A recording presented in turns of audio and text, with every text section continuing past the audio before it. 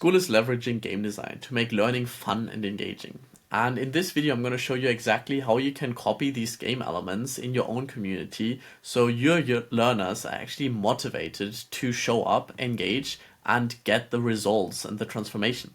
Because most communities actually struggle with that because they're a ghost town and it's very hard to make people keep showing up and actually complete the courses in the classroom. But what if the answer isn't something new, fancy, but it's actually just copying the thing that is already working in Skool? And I'm the admin of Synthesizer, which is a community with 30,000 members, and that's exactly what we're doing. We're just copying what works. And that is how we got closely to 30,000 members. And in the roadmap, we're actually getting our members' results. Results like Benedict, who made 100K in the great online game, and Barnabas, who made his first 4K on Skool, and Danielle, who went from $21 to $20,000, which is crazy to think about. But how do we do this? Well, the thing is, Andrew Kirby is the owner of the community, and he is also the community lead at Skool. So his principle is really just copy the things that are already working in other communities, and he really sees most of the communities because he's running the Skool games, he's sitting next to Sam Owens, and he also ran the 100 with Alex Hermosi. And based on all of that, he kind of just figured out the things that are working and just copying them. So that is what we're doing in Synthesizer, and I want to now focus on the specific elements that we can copy to understand how a community is actually being engaged and how we can use the things that Skool is kind of like pushing at us and like, hey, these things are already working. So let's not reinvent the wheel and let's just copy the things that are working. So let me quickly go into game design, because here we essentially have 8 core drives. This is the Octalysis framework by Yukai Cho. He wrote a whole book on this, which I can recommend if you're into gamification. But I'm just going to simplify this and break this down to the most fundamental level. Because there are essentially 4 motivations that we are always subject to. This is positive motivation, so I think every community should have a sense of purpose on like why it exists, like what do you help people with. And it has the extrinsic motivation, which is, for example, the leaderboard, the levels.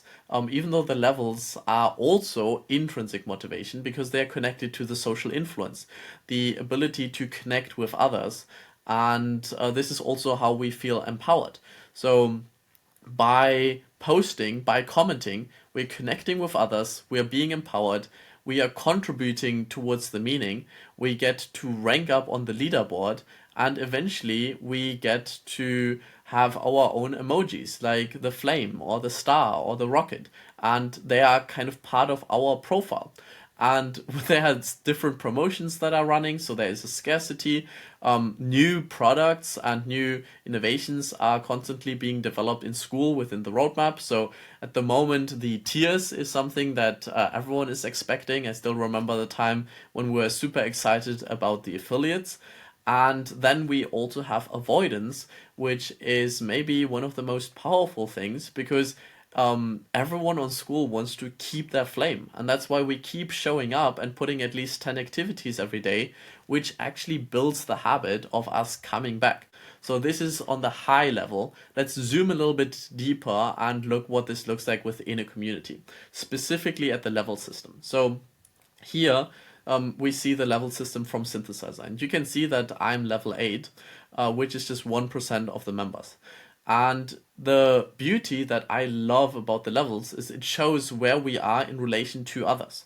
So someone at level 9 I consider as a guide because I can learn from them. They can teach me things because they have just been playing the game for longer. They know things that I don't because they have more experiences.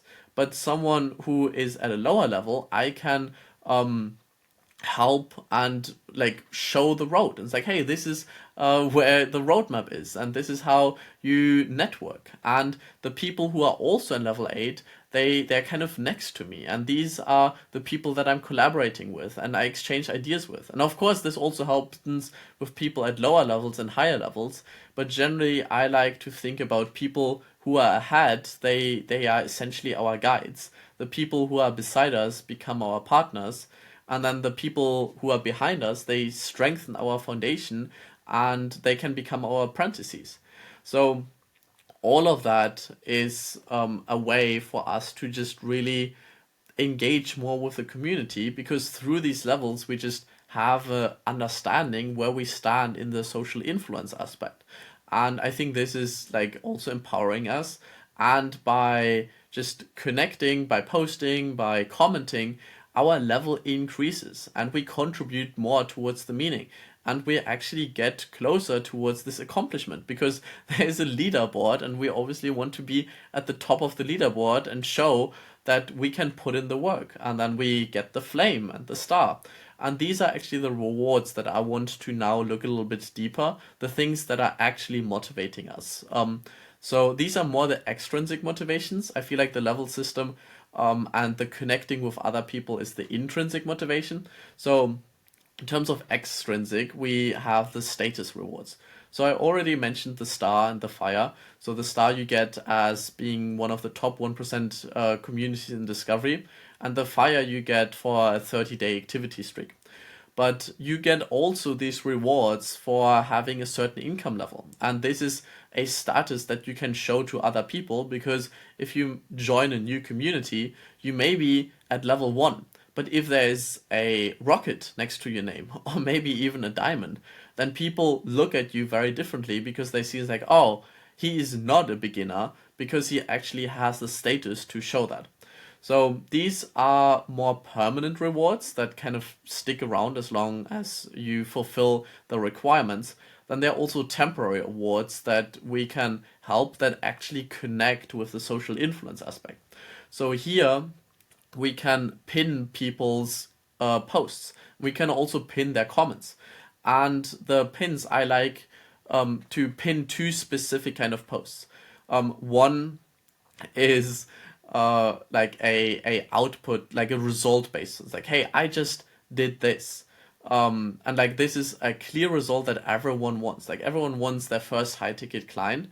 But it's not always that big step. Sometimes we pin smaller steps, and like, hey, I'm quitting my 9 to 5 to go all in on Skool, or I'm hopping on the first call, or I finally launched my community. All of these are pin worthy, and all of these encourage members to continue engaging in the community, because it feels good when someone acknowledges our work, whether that is the actual result and the output or just the input, because by rewarding the inputs we actually get the outputs eventually. And the final thing is merch. So you see, this is the hat that I'm wearing, and this is also a hat that is relatively rare. So we're still thinking about like ways to introduce that in the community. But like in the end, the merch is the thing that like unites us. When we're on a call, you see everyone with this blue hat, and it's almost like this uniform where it shows that we are part of something greater, right? We have this epic meaning. We show each other that we are all together in the same community. We connect with one another and we support each other along the journey while trying to climb the leaderboard. So there is this healthy competition in there as well. But at the end, I do think the most important thing is the meaning, that there is something that we are striving towards to, and we want to connect with others and also play the game and avoid losing the flame.